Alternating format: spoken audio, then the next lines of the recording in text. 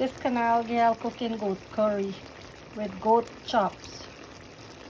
Not lamb chop, goat chops.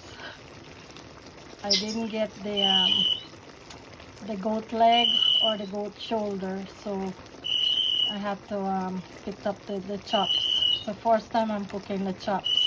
So it's much thinner and it's less bone. So this is my goat curry. Of course I gotta cook it with the masala, jeera, curry powder, and all my ingredients such as my bell pepper, green onion, thyme leaf, black pepper, all the good stuff.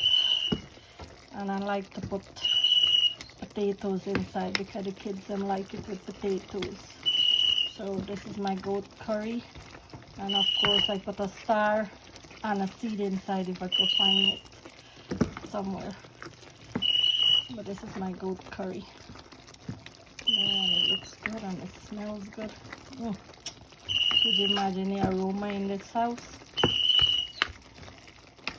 So this is almost done. My goat curry.